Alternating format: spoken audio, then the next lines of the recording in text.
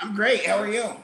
Doing pretty good here. Yeah, I'm gonna use one of those pictures of you and Jeff on the TV thing that you guys had. You had, I think, a picture of your dog there with it, so it won't be that bad.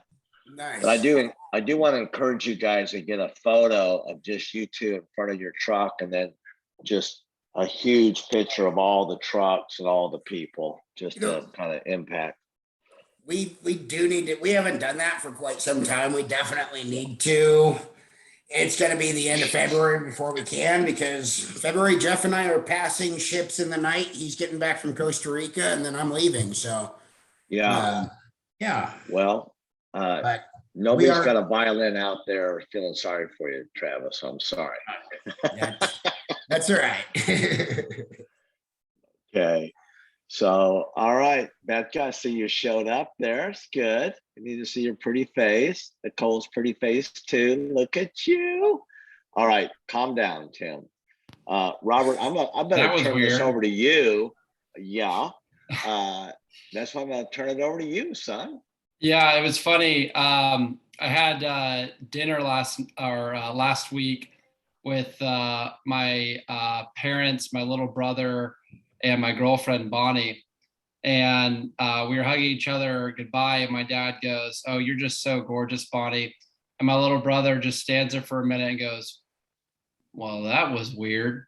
And they got a good laugh from everyone. But hey guys, I'm really excited to be back here with you all. The Redmond Growth team, and maybe most of you in the Midwest are dealing with a little bit of a snow day. I know we've got some folks out north that deal with up north that deal with feet of snow during the winter time, and in Tulsa we got about 6 inches last night, and that's enough to shut the entire city down. So we're all coming at you live from our offices. My office is in my kitchen, actually. I got a little desk in here. And really great to be with everyone here. And let us get started. So yeah, let's get going. So what's on the agenda for today? I'm going to have Tim, my dad, he's going to be sharing on the really importance of KPIs. This is an acronym that stands, for those that may not know, for key performance indicators. And before I say anything more, I'm going to save it for Tim. Then I'm going to be covering a more applicable skill of how to run a perfect meeting. And the reason why we're talking about this as it relates to key performance indicators is because the way to really manage your KPIs, your key performance indicators, is through a meeting with your team or with a relevant department. So I'm going to be talking about how to do that perfectly. And then the do it now time is we want you guys to actually, if you haven't already, schedule this meeting. Just start with scheduling just one team meeting, one weekly meeting with your team. It's kind of the do it now time, and then we'll have a time for Q&A. But before we begin, I've got a picture here of Jeff Watson, who we've got Travis Day with us with and this is when they were called a better sewer inspection. This is from the early days, which one of the first things we did is we said, guys, it's hard to grow a plumbing company and get plumbing calls when everyone thinks that you are a sewer inspection company. And so we changed the name. We're also doing that right now. I see John's here of now Nitrogen and Compression Global. I'll brag on John Dossie real quick. He's the one with the American flag in the background. This guy, I just started working with him, but really love this guy. This guy could not believe that Redmond Growth did all that we did for the price that we did it at. And so this guy literally said, John, he goes, well, I want to drive up there from Longview, Texas, 4.5, 5 hour drive to see if you guys are real. And so he literally drove from Longview, Texas to Tulsa, Oklahoma for a 1 hour meeting. And both him and his son, Alec, were there. And it was a pleasure to have him. And John, do you think we're the real deal now or what?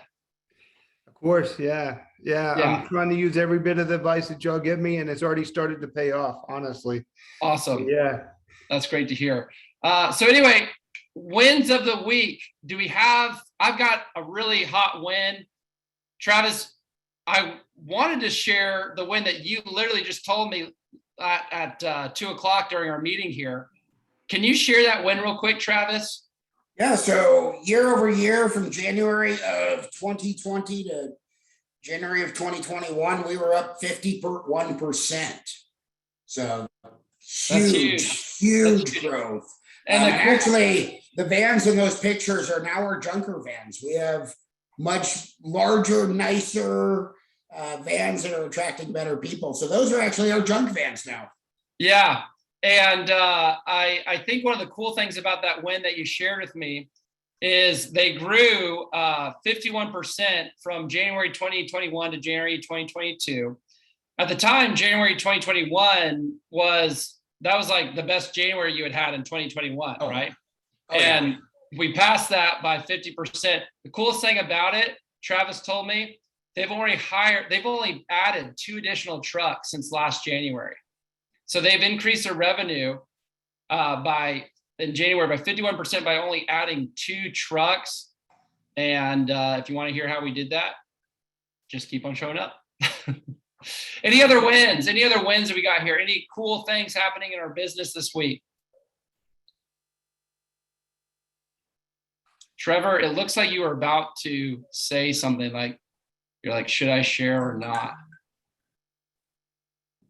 I wasn't going to. Snow and ice isn't always great for a home exterior company, but I guess the wins would be getting a lot done in the office, getting AccuLinks up and running with QuickBooks. So we're preparing for growth as far as our operating systems goes. So that'd be our win this week. That's awesome, and I love that you're sharing that. You know, a lot of times an opportunity when like things start slowing down, what may seem like a disappointment can really turn into an opportunity depending upon how you frame it. It's an opportunity to build systems that you have needed to build. It's an opportunity to maybe review those estimates and compare them to what's actually happening so that we can fine tune that process. Opportunity to review where our leads are coming from. So really, really glad that you shared that, Trevor. Anyone else before we move forward? Any other wins that we have? Or even coaching team, anything else that you guys heard from your clients this week? Let's do just one more. Wow. Redmond Growth Coaching Team, not everyone at once, please. You know, I'll share a win of ours. My business partner is out of town for 3 weeks. The day he gets back, I leave for a week. A year and a half, 2 years ago would not have been possible. And, you know, building the company is wonderful, but if the quality of life doesn't go with it, and that's something that the Redmond team promised us when we linked up with them, that not only will our revenue go up, but our quality of life will. I mean, years ago, I was in the middle of the ocean, deep sea fishing and taking calls. Now I go on vacation and I'm on vacation. Plumbing doesn't exist. And that was brought to you by the Redmonds. Wow. Travis, you get the badge, buddy. I appreciate you sharing that, man. Appreciate that. I remember, Travis, we were talking and during the growth plan, you guys were saying we're working 80 and 90 hours a week and we're not seeing the light of day. We don't know, some of our kids don't know our names and et cetera, et cetera. So yeah, those were the days. Robert and I were just talking about that when Jeff and I told you, we're doing 90 hours a week. We expected you to be like, yeah, way to get it. And instead you're like, what the hell are you doing? You're doing it wrong. And that was a big eye opener for us, that we are doing it wrong. We're living to work instead of working to live. And that's our revenue. I mean, like 51% year over year. And January was a down month for us. Other months we've been 60+% higher. But the quality of life, Jeff and I both do jujitsu. We have time with our families. We have time for ourselves. And that really is a big part of what you guys have brought us. That's awesome. I appreciate you sharing that so much, Travis. Before we get to the topic, I just want to take note. And for our clients, especially those that have been a part of these few of these calls, is we do a presentation during these calls, right? And there's a topic, and it's something that's, even if you've heard it before, even if you've been with us for a long time, that you can benefit from. We covered the hiring system last week. This is a cool story.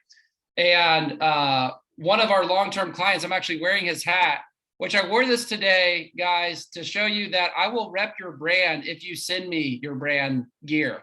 So just planting a little seed there. We will rep your brand if you send me the gear. But just last week, right? Roger's been a client we're going on year 3 together now. Month to month, month after month, we're going on year 3 together. And we've talked about a ton of hiring. He hops on the group call. We cover what we cover. He got something from it. Goes to Indeed, puts 4 ads up. I've just met with him earlier this afternoon. He told me that he just brought on a new plumber from last week's call. And so we're going to do a presentation, and we can always benefit from it. But I almost we really want to use this time to address really any issue that anyone may be having, any question, frustrating challenge they're running into. Perhaps it was from your one-on-one with your coach earlier in the week or last week, and you're struggling to figure something out. Any burning fires that any of our clients have here today that you'd like for us to help you out with? Can I bring one up? Yeah. Hey guys, everybody's been in the industry or similar industry. They're all service departments. Man, I had problems with my employees. Yesterday we set up. We had a burning fire. We had a compressor go down at one of our major companies. My employee refused to go. He said it was too cold, too wet. Refused to go. I really don't. He was my main compressor tech. What do I do in this situation? Can't force him to go. Do I fire him? Do I let him go? I wrote him up? What's the next step? What's y'all's guys? When something happens to you guys, what do y'all do? I talked to the team about the way to manage burning fires on these group calls, and I talked to them about covering it at the end. I think this makes more sense to cover right now.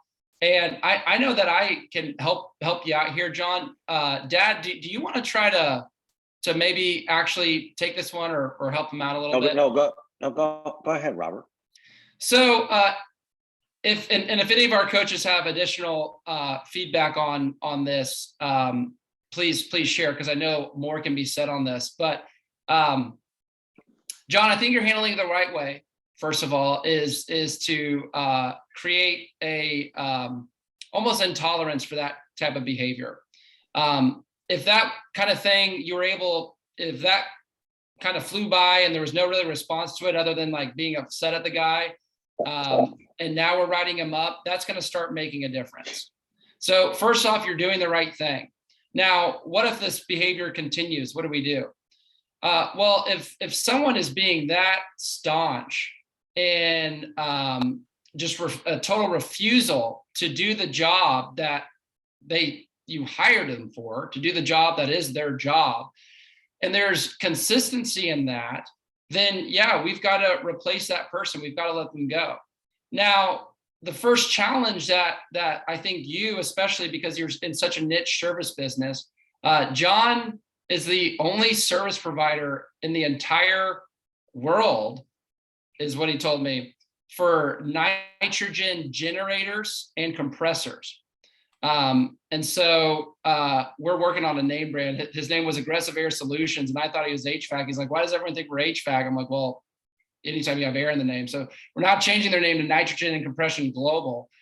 But that's why, John, this hiring system that we covered last week is so crucial to be running. It's an exact example. You're in an example of why it's so crucial to get up and running immediately. Because we talked last week a lot about hostage takeovers. We talked about this exact same situation that you're in. What do we do if an employee is just being totally subordinate? And I feel kind of trapped because it's hard to find these guys and, hard to replace them. And it is hard. It is really hard to find these guys. I wonder, though, what would have happened had we been searching for people while still not needing them necessarily for the past 3 months. I wonder what kind of people we would have ran into. I wonder what kind of people that we thought didn't exist, we would have found. Even Roger, the hat I'm wearing, Rogers Plumbing, down in Austin. He's been in Austin, Texas as a plumber for over 15 years. He's been doing it for 30 years, but in terms of his own business, 15 years. He's still running into people that he didn't think existed. He's still running into, and he doesn't find out until he actually does the system. And so go ahead. My feedback to you, John, would be to immediately start getting jobs posted and to not let this guy go yet, because you still need him, right? And you don't want to put yourself in a tough situation. Well, now you're the guy who's trying to get out in the cold on top of doing all else that you're already having to do. So you fire when convenient, but you make that convenience by running the hiring system and finding his replacement before you let him go. That's exactly what I did. So today I went on Indeed. I started up a job hiring on Facebook and Indeed. I didn't fire the guy. I wrote him up and gave him a written warning and a verbal warning. I spoke to him. So yeah, he asked me if he was fired. I said, no, man, you're not fired. He goes, we'll see tomorrow. So we're dealing with that on and on. This is like the third time he refused to go to the job.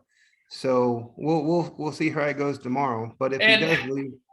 And despite his immediate attitude, John, if you're writing him up, that sends a message. Right. And so I would expect there to be some sort of improvement. But if not, that's why you want to always be recruiting. Right. Especially you. You probably, out of all the people in here, need to be doing it more than anyone. So let's get those ads posted. And I can help you do that. I can help you format that. But that's your solution. Any other burning fires? Any other burning fires?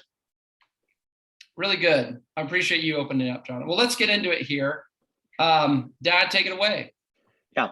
Okay. So I'm going to be talking about more of a philosophical framework, and just a few minutes, but managing key performance indicators, KPIs. So let's flip it to the next slide there. I believe that Robert's going to talk about running a perfect meeting. How do you run a perfect meeting? And do we run perfect meetings at Redmond Growth? Well, we're practicing and moving towards it. And but one of the real key things that frames the effectiveness of a meeting is if you have something. The people that come to the meeting, they've got something that they've got to show you. Here's how well I've done. And then the person they're presenting to, they have the same measurement to say, okay, this is what you should have done, and here's what you actually did. And so there's a whole basis of accountability. That's what KPIs are, and that's what makes meetings very, very effective. So if you're weak with the KPIs, or you're sloppy with the KPIs, let's first of all click on the first one. As Robert already talked about, as a KPI is a key performance indicator. We define that very simply as a measurement that shows if the business is on track or not. Okay, so with a well-defined KPI, it's hard. Without a well-defined KPI, it's hard to make progress, and it's easy to get stuck and stay stuck.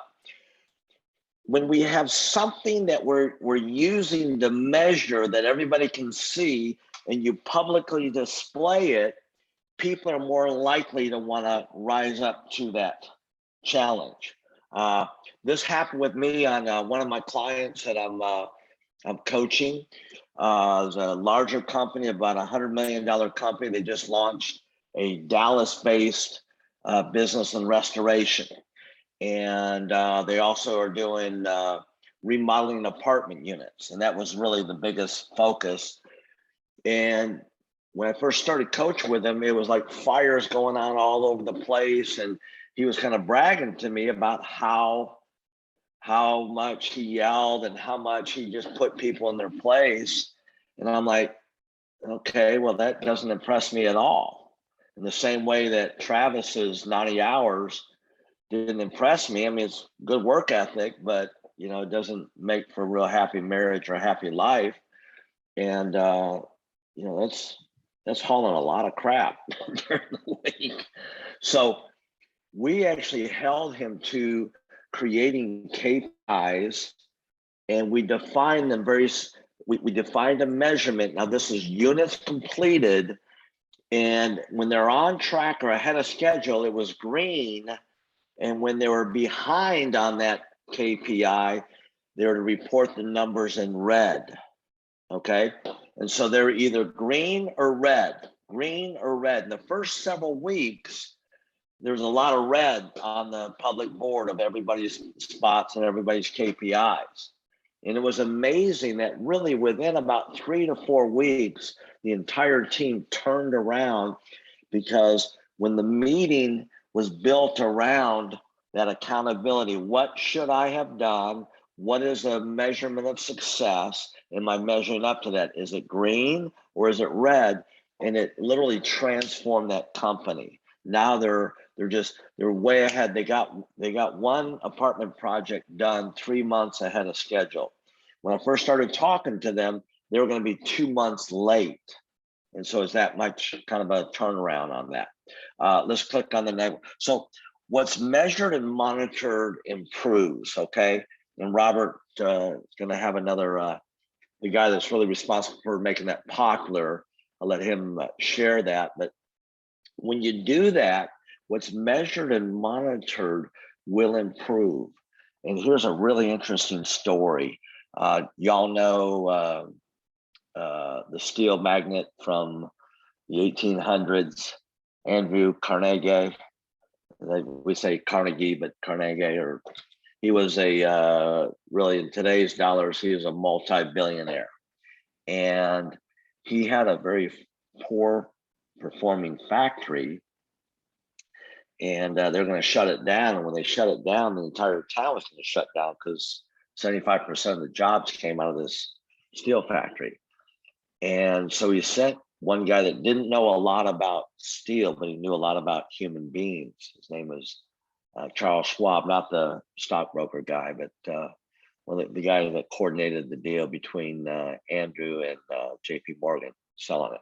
So, but he came to this plant and he talked to the foreman coming off of the night shift and said, "How many runs did you do?" And the guy said, "Well, we did 2 of them."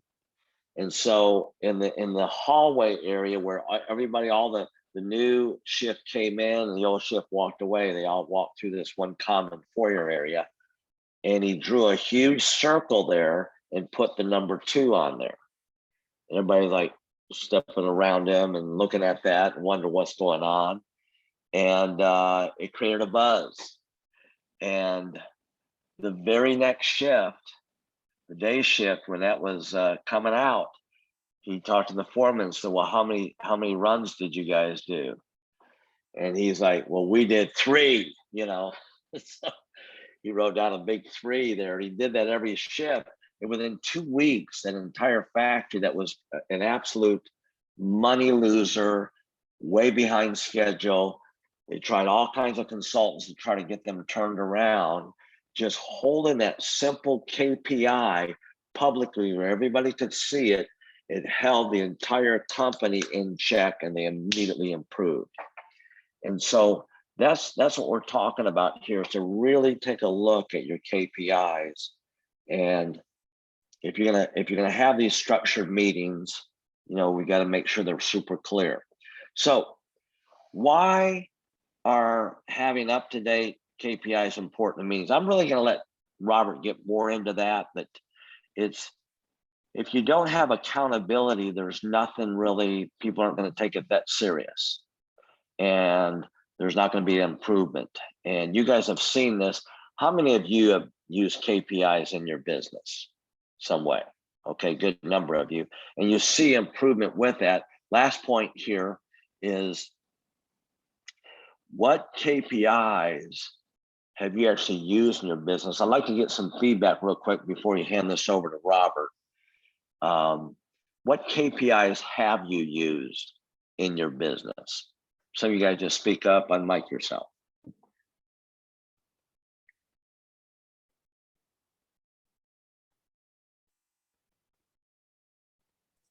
Oh, there we go. Trevor, Travis? Yeah, Tim, Ray? I've actually got mine pulled up right now. They're different for each crew, but we even track whether or not they're putting up door hangers, whether or not the crew leader's completing his What's the check. main KPI? You got a lot of detailed So, KPIs. so mainly we want to focus on the dollar amount every day that's completed. We've moved our focus to focusing on the dollar amount above all. That way we can track what Okay, we're doing per and- week, per month, Boom. to know if we're going to hit it for a year. So We want to make sure if we get too many KPIs going, we get, where the impact of those KPIs, there's too many to keep track of, and so it loses its power. So we want to, on the KPIs, we want to make sure we don't have too many of them. Like there's one chiropractor that we've worked with that's had way too many KPIs, and Robert actually took over that account from me a few years ago. And Robert went through there and just simplified the KPIs so that there really is a measurement that could really mean something there. So what other key KPIs do some of you guys do? How about you, Bob? What about the top? Making sure Ryan shows up to work, or what is that? Well, our most important one is a weekly sales number. So that's probably the most important one. But then some other ones we keep an eye on. We use a labor percentage also for the previous week. So basically payroll divided by those sales to make sure that we're staying on. One of the major things, staying on margin. So those are a couple we use all the time. Yeah, That's really beautiful. That's beautiful. Okay, anybody else here? We'll turn it over to Robert. But how about one more here? Ray, how about you in the printing business there? What's going on with that? You got any KPIs on that? Yeah, we track, well, obviously our revenue, and then, jobs in production type of thing weekly. All right. And so with a KPI, you want it to be important enough where, and the KPI has got to be something that people can have some influence to make it go up or help it move into the green versus the red. So, Robert, let me turn it over to you, and let's bring this into a real practical way of running our meetings. I wanted to highlight on this quote because for me personally, this quote right here, simple quote, what's measured improves, is one of the most powerful as a leader, as an owner, as a manager, concepts that I have ever learned. Because, and here's why, is because when we're sitting in the role of being an owner, like a lot of time our team or we even ourselves expect us to have all the answers. We expect us to be able to solve every problem. But we know a lot of times that we don't know the answer, or maybe in our business, it feels like we're faking it till we make it, or we're winging it, so it's like, I don't know the answer to this problem. What do I do? Well, if you're looking for that problem to improve, a really simple guideline that you can follow is this right here. Whatever activity is surrounding that problem, whatever KPIs contribute to that problem that indicate the performance that may be leading that problem where you're wanting to see it improve, just start tracking it. Just start tracking it. And whatever you track, you will begin to improve. How many of you have seen this work for your Google reviews? Just by beginning to track it with your team, have you noticed that things start to improve, that your team starts to care about it? Another version of this quote is whatever you treasure, start to measure. Whatever you want to see improvement, whatever you want to treasure, start to measure. So anyway, one of the most powerful concepts in business management I think I've ever learned, and then Peter Drucker was one of the greatest management minds of the 20th century. Okay, so I want to cover how to run a perfect meeting. And the reason why I'm wanting to cover this as it relates to KPIs is because just yesterday, I was on a client call with one of our electrician clients. And, we were talking about how his team's performing. And I said, hey, do you know the revenue that your 2 trucks brought in last week? And he's like, yeah, I think it's, somewhere around this, somewhere around that. He's like, but, House Call Pro tells me that. So I can just like look that up in House Call Pro. And I got to share with him, and he really grasped this concept at the end of the meeting. It was a great meeting. But I got to share with him, hey, your numbers are kind of meaningless if we're not having a schedule where we review those numbers and we're actually making decisions on them. We're actually being able to tell how someone's doing. And if someone's not performing, actually able to make a decision to help them improve. Or if people are really performing well, if crews are really performing well, if we have trucks really performing well, making a decision to see other departments improve, or how do we maintain that? What's leading to that increased performance? The way that you do that systematically, you've got plenty of things to think about. It's a whirlwind doing what we're doing here, running businesses. It's a whirlwind. We've got plenty of things to think about. We've got to have a way to review those KPIs as part of our business structure without even having to think about it, without even having to remember it, oh yeah, I got to look at my numbers. That's your meeting. I want to talk about how to run that meeting in a really foolproof and a really easy way. The first thing I want to talk about is, why aren't my meetings working? Why don't meetings work? I have this illustration. That's all you guys. We're wearing the suit. Everyone's in their suit today. I appreciate that. We've got the hard hat. We're calling a meeting. And then it kind of just seems like our team, shows up really slowly, just kind of waiting for the meeting to be done. Maybe they're paying attention, maybe they're not. Has anyone felt like this dynamic before, that like we're all meeting with our team and everyone seems to be sleeping, and you yourself may even be wondering, why am I doing this? So first of all, why aren't your meetings working? The first reason probably is because there's no agenda, right? There's no centralized document. There's, like you guys all know from our coaching program, we all have an agenda. We don't have that in our meeting. So there's a lack of structure. We don't know, we don't remember what we talked about the week before because there's no agenda, right? Why else? People are feeling talked at. A lot of times meetings can just be very much, here's what you need to do, here's what you need to do, here's what you need to do, improve here, don't do this, don't do that, do this, do that.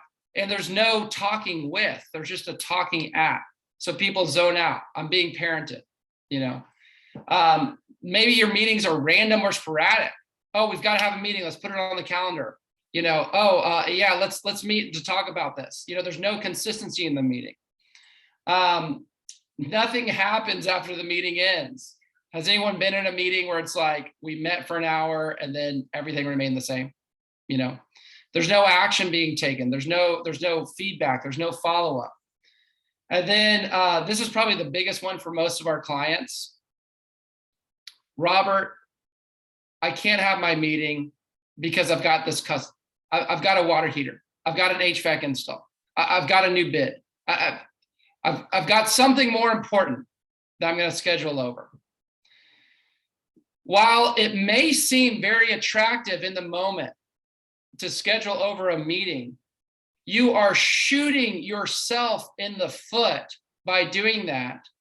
Furthermore, I guarantee you, I actually did this exercise with a client recently, a few months back, that you have plenty of time to address whatever that thing is that would cause you to schedule over that or to cancel the meeting. There's plenty of time that you have to address that if you're deliberate with your time. And so what I want to talk about is how to create an effective meeting, how to do that. Before I get into this, I actually asked Travis to share a little bit. Before I go over what I'm about to go over, Travis is a client that we recently implemented this meeting structure into his business a few months back. And like all things we do with Travis and Jeff, they just took it and ran with it. They just implemented it. Travis, can you speak just for a couple of minutes about how you run your meetings and kind of the difference it's made for your business? Yeah, absolutely. And really, we've all been in these meetings. It's the exact process that the Redmonds do with us every time we talk to them. It was unbeknownst to us, but the L10 meetings, the level 10 meetings, we start with good news from everybody. It kind of gets everybody going and talking. We then jump into our what we call our scorecards. That is our KPIs. We're tracking calls booked, percentage booked for our internal team. We're tracking number of reviews from guys. All of those numbers really have gone up since we're actually tracking them. They're also all posted. We used to have a whiteboard in our office. We now have moved into the 21st century and have it up on a giant TV in the office of everyone's numbers, and they're updated every week to keep those KPIs in the forefront of everyone's minds. That's important. Yeah, that's it really is. When guys see Jacob's got 20 reviews and I've got 5, I'm not going to let him beat me. It really gets them going. Same with revenue. When you don't have those posted, they don't know if they're number 1, number 2, or number 10.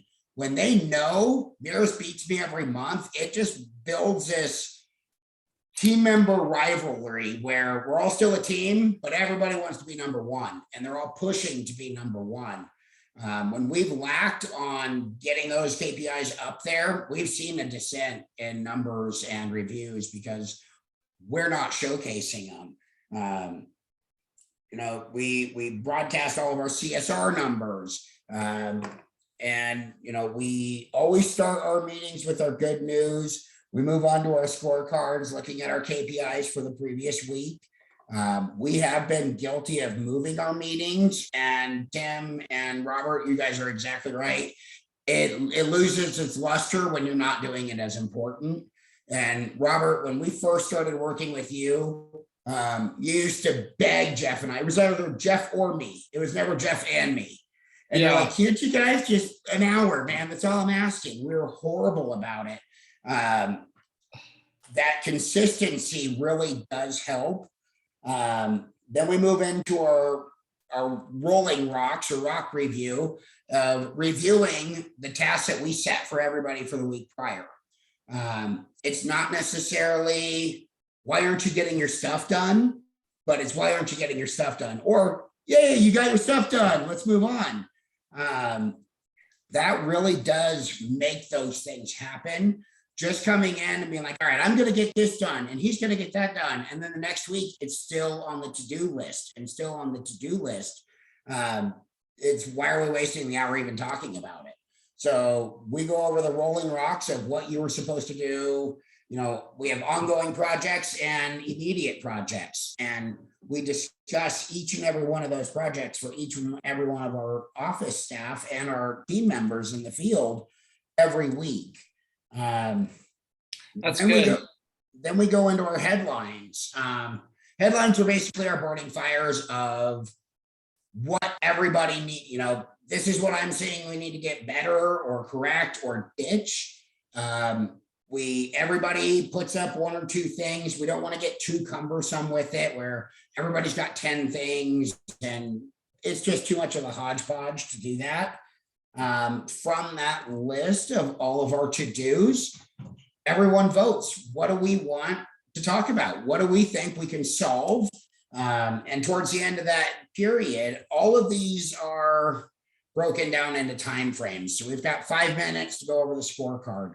We've got 5 minutes to go over the rolling rocks. We have 10 minutes that we set aside to do headlines. And then the bulk of our meeting is IDSing. We vote on what we want to do, then we identify the issue, we discuss it, we solve it, we assign it to somebody, and then it'll come up in the next meeting to follow up with. In addition to that, we have our to-dos on a spreadsheet that all of us can view. Another great thing, Google Docs. I love Google Docs, thanks to the Redmond showing us that. Everybody can see that, and we do our meetings on Wednesdays, Mondays and Tuesdays. I'm asking people, hey, how you doing on that? And that way it's progressing those things forward and making sure everything's getting done. And, Jeff and I both tell our people during our meetings, this is the only time everybody's equal. I'm not your boss right now. I'm not the owner of the company. If I'm not not getting my stuff done, which never happens, as you know, Robert. You do a great job, buddy. Thank you. That's, everybody's opinion matters in this meeting. We do a meeting with all of our field techs, and our last meeting was strictly directed, instead of, hey, you guys need to do this, you guys need to do that. I had tasked them the week prior. You need to tell us what we're not doing right. You need to tell us what we can improve on. And our entire last meeting was office-based of them, how we can improve and make their lives smoother, better, and easier. And it avoided that we're just talking to them and running over the same things over and over. Travis, I feel like you're doing all my presentation for me here, buddy. Well, Because I just asked Travis if he could share. We didn't talk about the specifics, but he hit on all the points that I'm literally going to hit on here. And so I appreciate you sharing that, and the level of detail that Travis and Jeff run their meeting. It's something that they work to. They didn't start necessarily on week one running it perfectly, right? And so they're at a much higher level of effectiveness and efficiency in running their meeting. And really, I want to talk about just the simple things, the simple steps. It's not going to even be as detailed as Travis here. He has a number of months of experience under his belt to make a really effective meeting like that. The first thing that we talked about is honor the meeting. Please honor the meeting. If there's one thing that I ask our clients just to have blind trust in, it's this one thing. You will save yourself hours of time each week. You will book more customers. You will be more profitable. I know it's tempting to cancel that meeting or schedule over it, but honor the meeting. Make it something sacred. Whenever you begin to dishonor that, and dishonoring, what does that look like? Starting the meeting really late, not doing the meeting at all, not following an agenda. As you begin to dishonor that, it will trickle down to the rest of your staff. They will follow the level of sacredness, the level of honor that you give to this meeting. So that's the first thing, is please honor the meeting. The second thing is, as much as we can, make sure your meeting's at the same day, same time, same place every week. This ties into that honoring concept. We meet as a team every single day of the week at 11 o'clock. On Monday, we meet with just sales. On Tuesday, we meet with the entire Redmond growth team. On Wednesday, I just meet with the coaches. On Thursday, we meet with the entire team again. On Friday, I just meet with the coaches. It's the same day, same time, same place, every single week. That builds a level of honor and expectation in your meeting. It also just makes sure everyone knows what's going on. We all know we're going to be here. We all have a chance to talk to each other. We all have a chance to work through issues. We're not wondering, hey, when's the meeting again? What day is it? What time? What day is it? What time? So same day, same time. One agenda, and I like what Travis was hitting on. One agenda on a screen everyone can see. In each one of your coaching meetings, what do?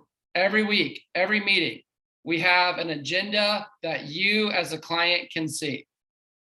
That's important for your team to have the same thing. It's very difficult to keep people's attention and run a meeting without them looking at something. It keeps their focus. It makes sure everyone knows what the communication is, what needs to happen. And it makes sure that everyone is aware of where we're at, what we're talking about in the meeting. Robert, what do? You want me to go out, buy a TV, put it in an office, or put it somewhere so that everyone can see it? Yes, that's exactly what I'm recommending to do. If you can't do that right now, bare minimum, use a whiteboard, okay? And maybe if you could leave the notes from the previous meeting on the whiteboard for the next week, that's another really easy way to do it. But we're on one agenda and we all can see it as a team. Second thing, like Travis talked about with his to-do list, is the team has to have access to the agenda. They have to, if there's something comes up, they have to know where to place their issue. Like Travis was talking about, his meetings are collaborative. They're not someone talking at, someone talking with. We're solving problems together. Make sure the agenda is shared with the team so that they begin prioritizing and using it throughout the week. Last thing here, turn everything that's discussed, or I think I actually have one more second. Turn everything that's discussed into a meeting into an action item. Again, we do this with you guys every week. Hey, Bob, I need new pictures for your Google business listing. You know, hey, Travis, I am going to have our team select the keywords for the new ad campaign that we're running. We turn it into an action item every week. And then we got that meeting in the calendar because we're honoring it, because it's at the same day, same place, same time. We know that action item is going to be taken care of. There's a follow-up loop. It's built. We don't even have to think about it. It's built into our schedule. It's built into the way we do things. And then lastly, this concept I've been referencing, you want to think in terms of talking with instead of talking to. You want to think in terms of, guys, how can we solve this? Guys, what issues are you experiencing? I know some owners are skeptical of this because they're like, well, what happens if my team just like is, you know, I was about to say bitching. I guess I already said it. What happens if my team is complaining all the time and just being negative Nancy's? You know, well, maybe it's time to reevaluate our staff if that's the message we're already, always throwing up for in the meeting. You know, in our team meetings with our Redmond Growth team, there's been moments where I have literally come to the team and said, guys, I don't know how to solve this. What do you think we should do? And people like Nicole, Bryce, Harley, Rudy, or Jonathan, they have spoken up and they have come up with solutions that I did not think about. There's also opportunities where there's stuff going on in our business that I don't know about, challenges that we're having. You know, hey, we're having this problem getting this done. We're having this problem interacting with this person. If I'm talking at them, those things are never brought up and the challenges persist in our business. If I'm talking with them, we're able to solve things. This brings me to the quote, something that my dad says all the time by a guy named Jim Rohn, a huge motivational speaker from the 80s and 90s. None of us are smarter than all of us. Again, if you're like, well, I can't trust my team to bring good feedback to a meeting, maybe we've got the wrong team member there. You know, none of us is smarter than all of us. Your people are capable. Just because you're an owner and they're in the field doesn't mean that their opinion on things is any less valid.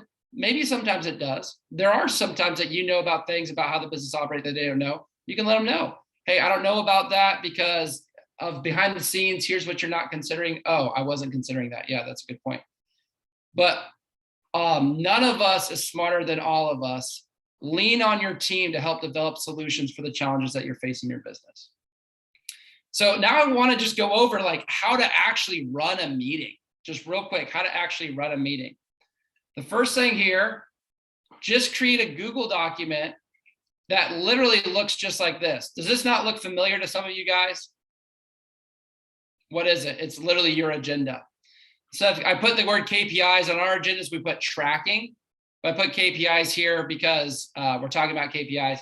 But literally just start here. You don't have to worry about, what Travis does is the most effective way to run a meeting in terms of the scorecard review, headlines, times for each of those.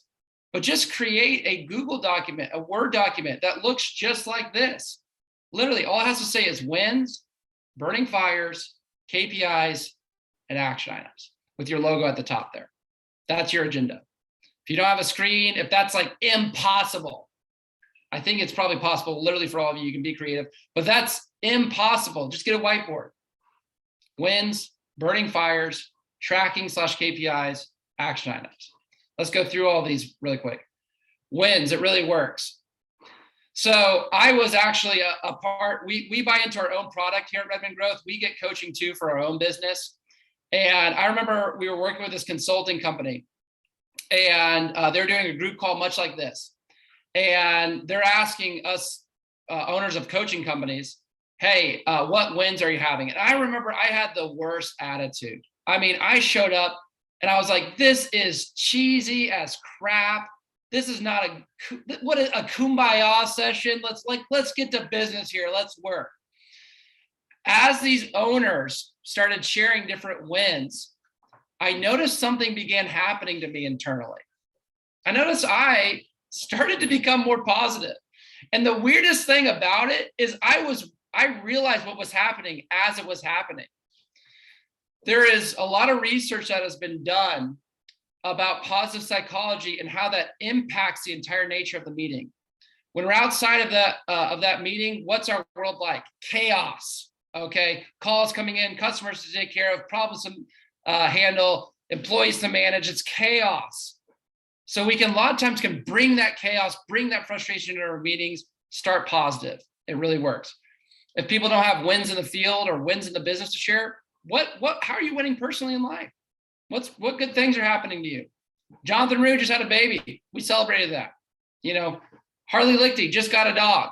How do I know these things? We share them as a team during our wins. It'd be really bad if, as a boss, I didn't know that Jonathan Root had a son just now. So, that's we don't only cover that in our wins. Anyway, burning fires or even issues. You heard Travis talk about IDS, identify, discuss, solve. What are the issues? You as the owner, bring them to the meeting. Actually, when they come up during the week, put them on your agenda, put them under burning fires. That's how you remember to cover it with your team. Tell your team, guys, throughout the week, you bring issues to the meeting. I want to hear from you. What issues are we having? Put them on our agenda. And then we all discuss them. We all solve them. What Travis shared they did is beautiful. We get all the issues on the agenda. And then as a team, we decide what issues are most important to talk about. At Redmond Growth, the way that I manage this is if we're running out of time in the meeting, I'll just ask the team, guys, what is most important, mission critical do we have to discuss today? And we'll discuss those things, we'll get it solved, right? Review your KPIs, your most important numbers with your team. And during the meeting, make it a public thing. During our team meeting at Redmond Growth, we review the numbers that our sales team does as a team every single day. Sometimes there needs to be more direct feedback. Sometimes we need to solve problems. Hey, how can we get a better result? How can we improve this? Today, I was amazed. One of our sales team members did an extraordinary job yesterday. And I said, you wowed me, buddy. I was surprised. I was nervous about reviewing this. Actually, I told him, I said, great job. Review your numbers as a team and make decisions as a team on how to improve them. Just real quick, if you're a service business, some of the most important KPIs for you to pay attention to is just real simple. Weekly revenue per truck or crew, average ticket total, and booking percentage. I actually think these are the main KPIs that you measure, Travis, right, with your plumbing techs? Yes, Cole's running average ticket total is, you had us change that, and that really helped us with our roadmap. Yeah, that's just how much money you're bringing in a week. On average, how much is each ticket that you're doing? And on all the calls that we send you, how many are you actually booking? For more construction-oriented businesses or non-service businesses, do this. Review your sales pipeline, which is just how many proposals do we have sent out? Who's closing? Who's saying no? How many estimates are we doing? What can we do to move people through the process faster? Review your P&L activity per job. I think this is almost a kind of concept of what Bob was talking about earlier, of how he goes back and measures the labor over the total. That's exactly what we're talking about here. That's a P&L review. That's a P&L activity per job. And then this is huge for construction companies, your freaking collections. You have all the money that you need if you just go ask for it, if you just collect on it. So review those things. And these are just examples. These aren't all the end all be all, but I'd be really, really cautious if your KPIs grow more than 3, maybe 4. If it gets more than 4, we're probably measuring too much. We're not able to be effective with making decisions. We're trying to keep track of too much. Action items, the last thing here. Whatever burning fires, whatever issues that you're that your team, that you as an owner bring to the table, whatever solutions you come up with, make it into an action item and write it exactly how we do on the Redmond growth agenda. Put the due date. When's the due date? The next meeting. Put the due date there. Who is it assigned to? One person. We all know why it needs to be assigned to one person, right? We've all been in group projects. Hey, Bob and Sue, you do research. Bob and Sue go to the meeting next week. I didn't mean to actually reference you, Bob. Bob is my name's Bob. Anyway, Bob and Sue get to the meeting next week. Hey, Bob and Sue, did you do research? Bob and Sue look at each other. Sue, I thought you were doing the research. No, Bob, you said you were going to do the research. I guess we didn't do the research. It wasn't done. Why? Because it's assigned to two people. Even if multiple people are involved in the activity, make one person own it. And then what is the actual action item? Here's a tip on action items. Your action items should always start with a verb. Do you guys remember learning about verbs in school? What's verb? Verb is literally, the definition of a verb is it's an action word, right? So your action items should always start with an action word. Do this, call this person, find out this information. If it's a vague kind of verb like research or study up on, be wary of those action items. Hey, research this. How are you measuring whether or not someone researched? They could tell you they researched, but they could have spent 5 minutes on it or 2 hours on it. You don't know. So try to, like my dad said earlier, red or green. Did we do it or did we not? Make your action items that way. Did we do the action item or did we not do the action item? And so wins, burning fires, issues, you get all the issues up there. You don't immediately start solving them. Review your numbers. Then you talk about the issue. Okay, what issues are we having? Let's solve it. Okay, this is what we're going to be doing.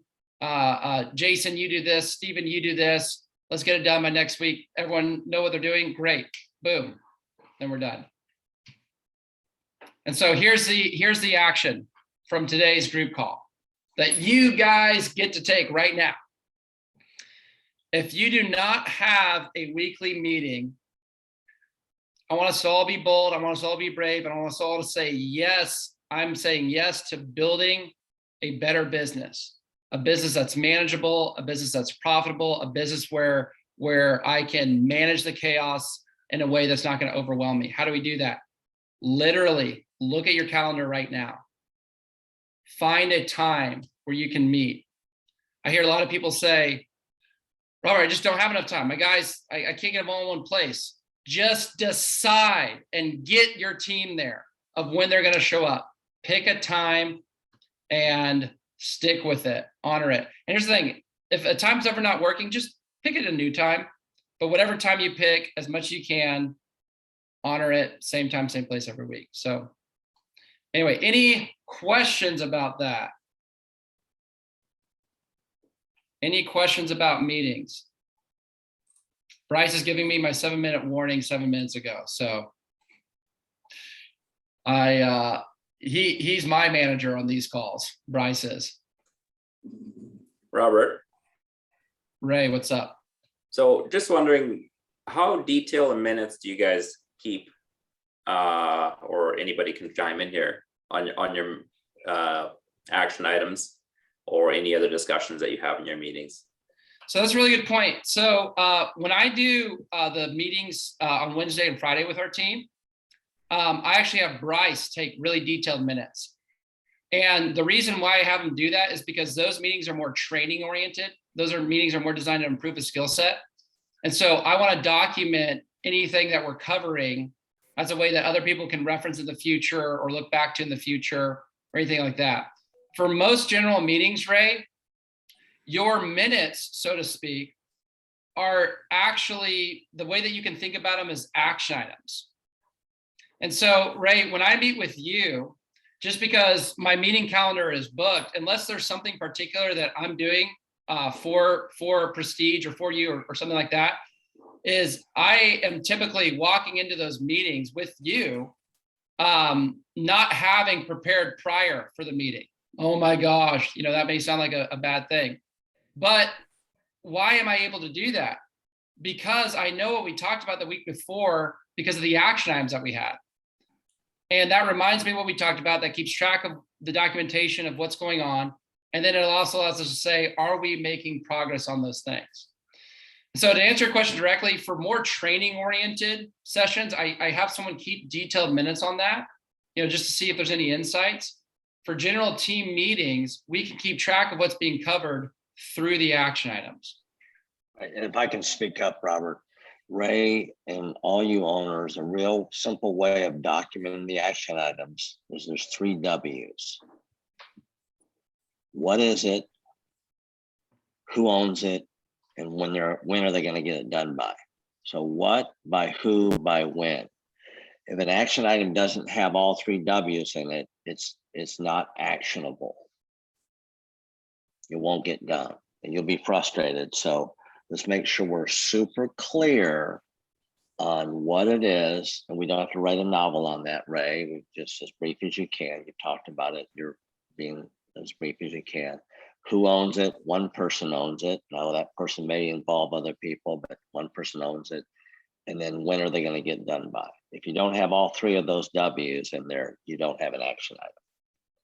So keep that in mind, you guys. That's huge. Simple, but huge. Yep. Great question. And Ray and everyone here, the 3 W's, again, you can use our own process of Redmond Growth.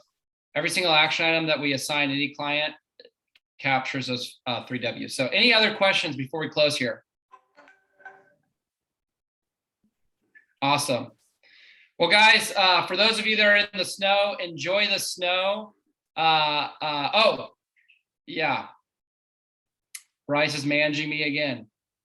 Guys, I told you we're not going to stop doing this, and I meant it. Okay, you know how we end these meetings. On the count of 3, I'm going to count down 3, 2, 1. After I say 1, I want to yourself. I'll say growth. Unmute Yeah. yourself. So unmute yourself. Unmute yourself. Okay. Looks like we got most of you unmuted. I especially want the people who are hiding out on the phone to unmute themselves. Come on, Brett, Steven, faces. Kylie. Oh, they're leaving. Oh no, they're running out. Okay, so 3, 2, 1, growth. Okay, you ready, everyone? 3, 2, 1, growth. Stevie Ray Vaughan fans.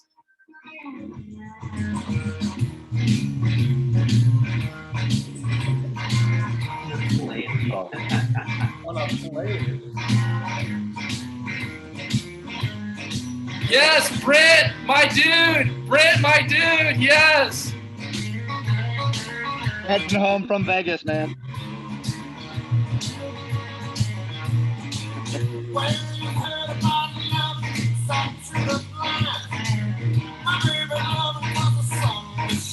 She's my sweet little babe.